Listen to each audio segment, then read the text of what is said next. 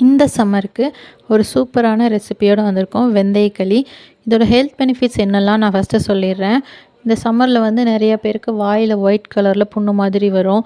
இன்னொன்று வயிறு வலிக்கும், ஹீட் அதிகமாகும் போது வயிறு வலிக்கும். இந்த மாதிரி பிரச்சனைக்கெல்லாம் இந்த வெந்தயக்களி சாப்பிட்டிங்கன்னா நல்ல பெனிஃபிட்ஸ் கிடைக்கும்.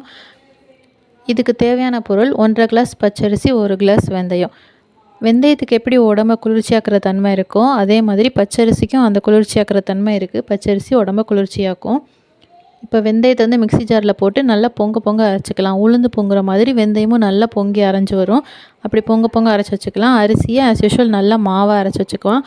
இதுக்கு வந்து 1/4 கிலோ கருப்பட்டி எடுத்துருக்கோம். 1/4 கிலோ கருப்பட்டியை நல்லா தண்ணியாக காய்ச்சி வச்சுக்கலாம்.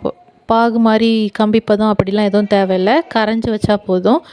இப்போ ஒரு மண் பாத்திரத்தில் 5 கிளாஸ் தண்ணி ஊற்றிருக்கோம். 5 கிளாஸ் தண்ணி ஊற்றிட்டு வெந்தயத்தையும் அரிசியும் அரைச்சி வச்சுருக்கோம்ல அதை இதில் சேர்த்து நல்லா கிளறி விட்டுக்கலாம். அடுப்பை வந்து லோ ஃப்ளேமில் வச்சே தான் இதை பண்ண முடியும். ஹை ஃப்ளேமில் வச்சோன்னா இது வந்து நல்லா வேகாது, சீக்கிரமாகவே அடிப்பிடிச்சிரும். இது எப்படி வெந்திருக்குன்னு பார்க்கணுன்னா கையை வந்து தண்ணியில் நனைச்சிட்டு இதை தொட்டு பார்த்தோன்னா நம்ம கையில் வந்து அந்த மாவு ஒட்டாமல் வரும்.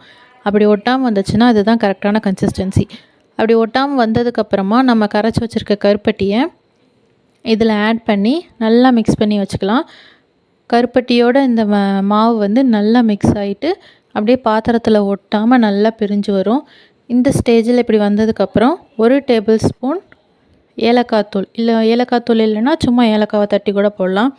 ஏலக்காய் தூள் சேர்த்துட்டு நல்லெண்ணெய் 4 to 5 டேபிள் ஸ்பூன் நல்லெண்ணெய் சேர்த்துக்கோங்க.